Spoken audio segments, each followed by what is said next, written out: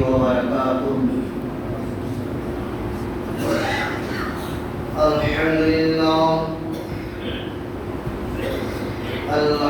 لله نحمده ونستعينه ونستغفره ونؤمن به ونتوكل عليه ونعوذ بالله من شرور أنفسنا ومن سيئات أعمالنا. من يهده الله فلا مضل له ومن يضلله فلا هادي له. ونشهد أن لا إله إلا الله وحده لا شريك له. وأشهد أن محمدا عبده ورسوله. أما بعد فإن أصدق الحديث كتاب الله وخير الهدي محمد صلى الله عليه وسلم وشر الأمور محدثاتها وكل محدثة بدعة وكل بدعة ضلالة وكل ضلالة في النار. أما بعد أعوذ بالله من الشيطان الرجيم. بسم الله الرحمن الرحيم.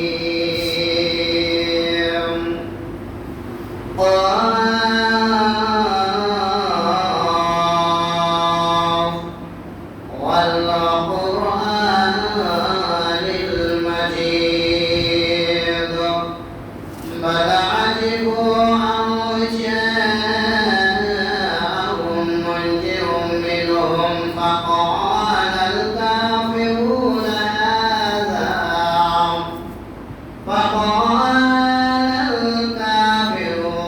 هذا شيء عجيب. أإذا متنا وكنا ترابا ذلك رجع بعيد. قد علمنا ما تنقص الأرض منهم وعندنا كتاب حفيظ. بل كذبوا بالحق لما جاءهم فهم في أمر مريج. أفلم ينظروا إلى السماء فوقهم كيف بنيناها وزيناها وما لها من فروج. والأرض مددناها وألقينا فيها رواسي وأنبتنا فيها من كل زوج بهيج. تبصرة وذكرى لكل عبد منيب. ونزلنا من السماء ماء مباركا فأنبتنا به جنات وحب الحصيد. والنخل باسقات لها طلع نضيد رزقا للعباد وأحيينا به بلدة ميتا كذلك الخروج. كذبت قبلهم قوم نوح وأصحاب الرس وثمود وعاد وفرعون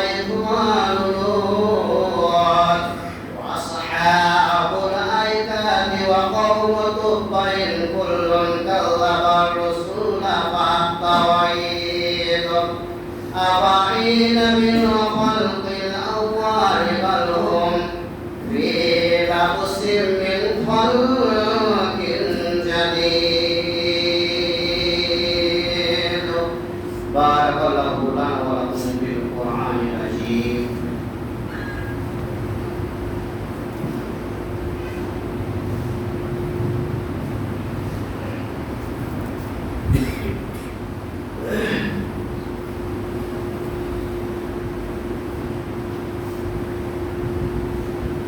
الحمد لله وحده، الصلاة والسلام على من لا نبي بعده. أما بعد، أعوذ بالله من الشيطان الرجيم. بسم الله الرحمن الرحيم. ولا نبلونكم بشيء من الخوف والجوع ونقص من الأموال والأنفس والثمرات وبشر الصابرين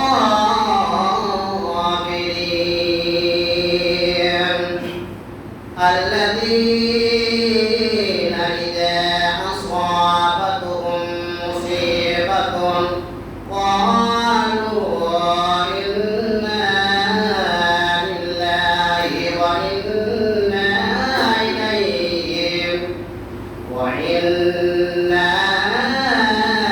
إليه راجعون.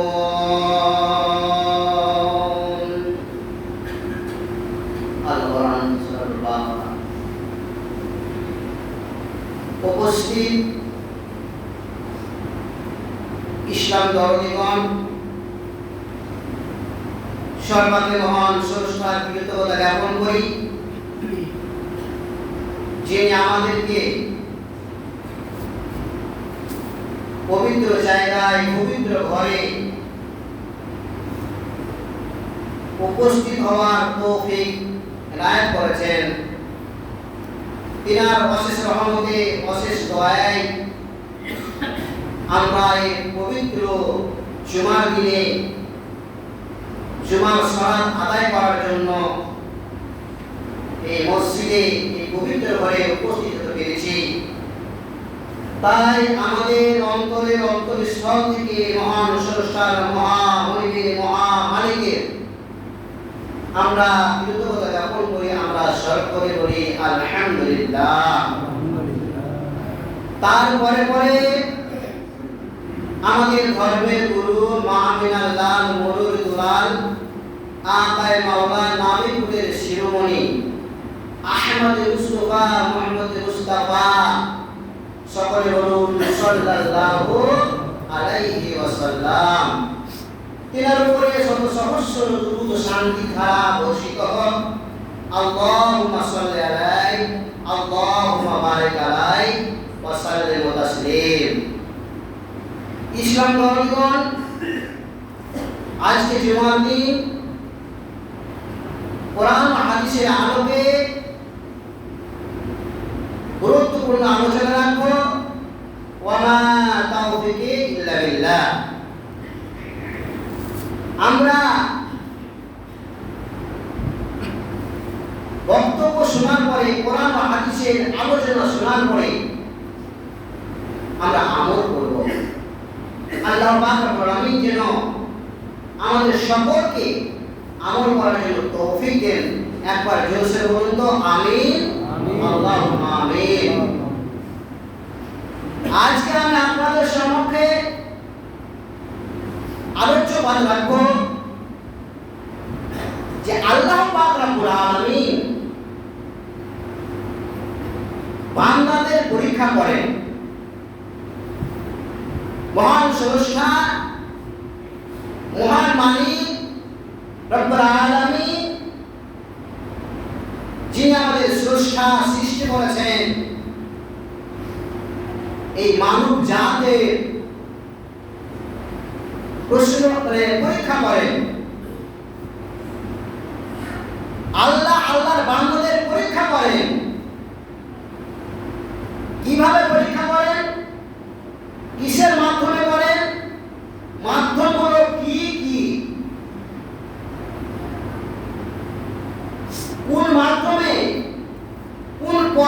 পদ্ধতিতে, কোন সিস্টেমে আল্লাহ পাক রব্বুল আলামিন এই পৃথিবীর বান্দাদের পরীক্ষা করেন, তিনি পরীক্ষা করবেন। সেই মাধ্যমগুলো হচ্ছে 5 প্রকার, 5 শ্রেণী, 5 রকম পদ্ধতিতে, 5টি সিস্টেমে, 5টি নিয়মে, পদ্ধতিতে আল্লাহ পাক রব্বুল আলামিন বান্দাদের পরীক্ষা করেন। আল্লাহ বলছেন, আমি তোমাদের পরীক্ষা করব। সূরাতুল বাকারা 2 নম্বর সূরা 155 নম্বর আয়াত আল্লাহ পাক রব্বুল আলামিন বলছেন, শুনুন, আউযু বিল্লাহি মিনাশ শাইতানির রাজীম ওয়ালা নাবলুওয়ান্নাকুম বিশাইইন মিনাল খাউফি ওয়াল জু'i। আল্লাহ পাক রব্বুল আলামিন কালামে পাকের মধ্যে ঘোষণা করেছেন, আমি আল্লাহ তোমাদের পরীক্ষা করব, আমি আল্লাহ তোমাদের পরীক্ষা নেব। কতগুলো জিনিসের মাধ্যমে আমি আল্লাহ তোমাদের পরীক্ষা নেব, পরীক্ষা করব। ওয়ালা নাবলুওয়ান্নাকুম বিশাইইন মিনাল খাউফি ওয়াল জু'i। আল্লাহ পাক রব্বুল আলামিন প্রথমত 1 নম্বরে বান্দাদের পরীক্ষা নেন। মিনাল খাউফে 1 নম্বরে আল্লাহ পাক রব্বুল আলামিন বান্দাদের পরীক্ষা করেন, ঈমানের পরীক্ষা নেন। আল্লাহর বান্দাদের ঈমান কতটুকু রয়েছে, ঈমান কতটুকু কোন জায়গায় রেখেছে।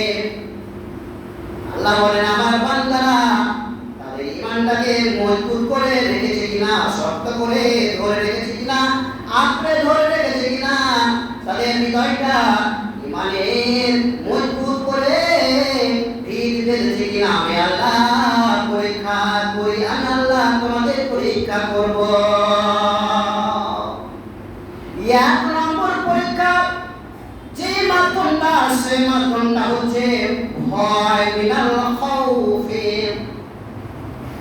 আল্লাহ পাক রব্বুল আলামিন কোরআনের ভাষায় বলে দিলেন, মিনাল খাউফ, ভয় দিয়ে। তোমাদেরকে আমি ভয় দিয়ে, তোমাদেরকে আমি ভয় দেখিয়ে আমি আল্লাহ পরীক্ষা করে থাকি, আমি আল্লাহ তোমাদের পরীক্ষা নিয়ে, ইমতিহান নিয়ে, সামনে সেই পরীক্ষা আপনার দিন আনতে গিয়ে যদি কোনো কষ্ট আসে, বাধা আসে, যদি কোনো কাফের মুশরিক যদি কোনো রকমের অন্যায় করে, আঘাত দেয়, জুলুম করে, অত্যাচার করে, অত্যাচারের বিনিময়ে, জুলুমের বিনিময়ে ভয় হয়, ডর হয়, আমার আপনার অন্তরে যদি ভয় আসে, ডর আসে, এই ভয়, ডর, এমন একটি ভয়, এমন একটি ডর, আমরা কি করব না, ভয়ের কারণে, ডর করার কারণে আমরা কি করব না, ইসলামকে ছেড়ে দেব না। 3 মানতে গিয়ে, কোরআন মানতে গিয়ে, হাদিস মানতে গিয়ে যদি কোন রকমের বাধা আসে, বাধা সৃষ্টি হয়, যদি ছেলেমেয়েরা জুলুম করে আর তাদেরকে যদি ভয় হয়, আমাদেরকে ভয় করতে হবে না, ডর করতে হবে না। আমাদের ঈমানটাকে ঠিক জায়গায় রাখতে হবে, আমাদের ঈমানটাকে সঠিক জায়গায় রাখতে হবে। আমাদের ঈমানের স্পিরিট, আমাদের ঈমানের মজবুত তখন কি করতে হবে, বাড়িয়ে দিতে হবে। আমাদের ভয় করলে চলবে না, তখন আমাদের ঈমানটাকে উজাড় করে দিতে হবে, ঈমানটাকে বাড়িয়ে দিতে হবে। আমাদেরকে আল্লাহর রাস্তায় বেরিয়ে যেতে হবে, আল্লাহর পথে আমাদেরকে বেরিয়ে যেতে হবে। ভয় করলে হবে না, কোনো মুহূর্তে, কোনো সময় আমাদের ভয় করতে হবে না, ডর করতে হবে না।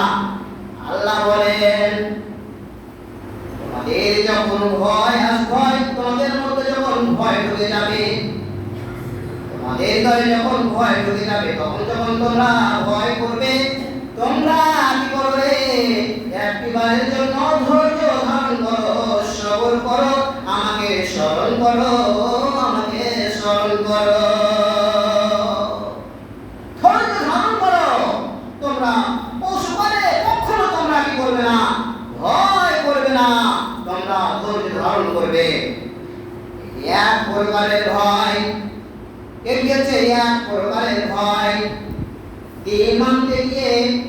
ইমানকে সঠিক জায়গায় রাখতে গিয়ে বিভিন্ন রকমের ভয় আসতে পারে। একটি ভয়ের কারণ বললাম, আরেকটি ভয়ের কারণ বলছি। ধরে নেন আমরা মানুষ, আমরা হচ্ছে আল্লাহর বান্দা, আল্লাহ আমাদের সৃষ্টি করেছেন।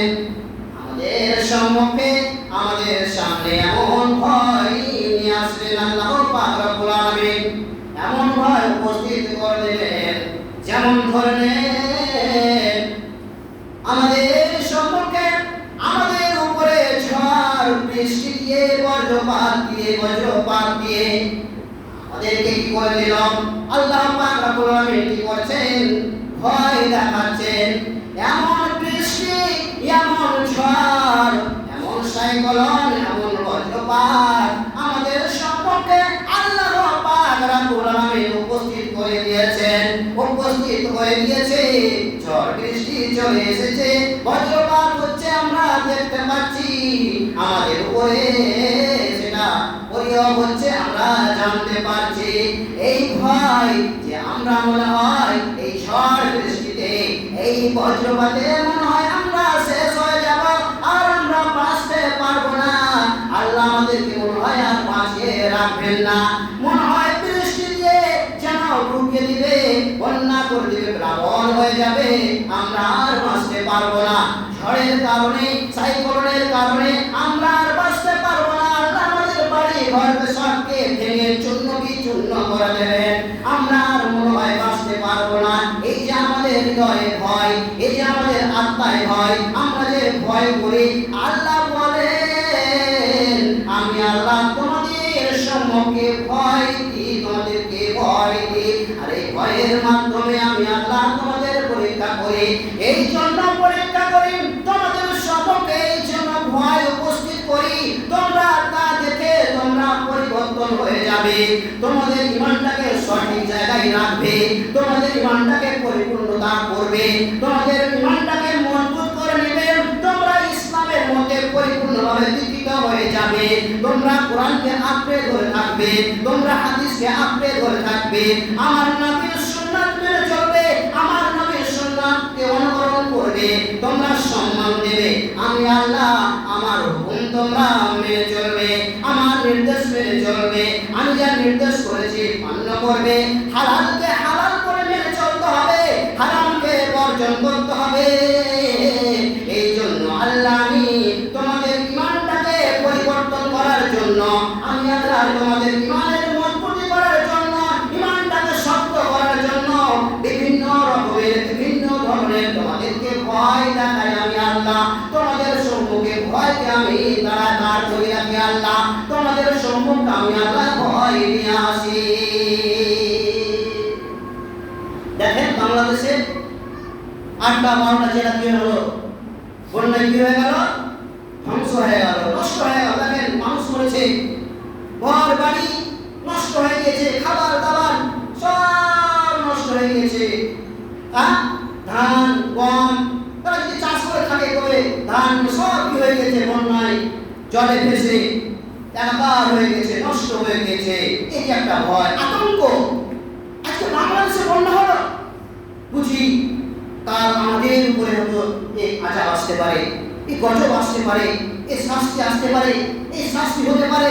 এগুলো একটা আল্লাহর নিদর্শন, এগুলো আল্লাহর একটা হচ্ছে আযাব, এগুলো আযাব। এই আযাবগুলো থেকে ভয় করতে হবে, নিদর্শনগুলো থেকে ভয় করতে হবে, ইমানকে পরিপূর্ণ জায়গায় রাখতে হবে, পরিপূর্ণতা নিয়ে আসতে হবে ইমানের মধ্যে।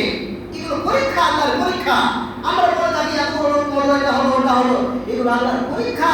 এগুলো দেখে আমাদেরকে পরিবর্তন হতে হবে, হালালকে আঁকড়ে ধরতে হবে, হারামকে বর্জন করতে হবে, সঠিক পথ আমাদেরকে অন্বেষণ করতে হবে, সঠিক পথ আমাদেরকে সঞ্চয় হতে হবে, আমাদেরকে হারাম জিনিসকে বর্জন করতে হবে, তবে আমরা আমাদের ইমানটাকে সঠিক জায়গায় রাখতে পারবো, সঠিক জায়গায় ভালোভাবে শক্ত করে গুছিয়ে রাখতে পারবো।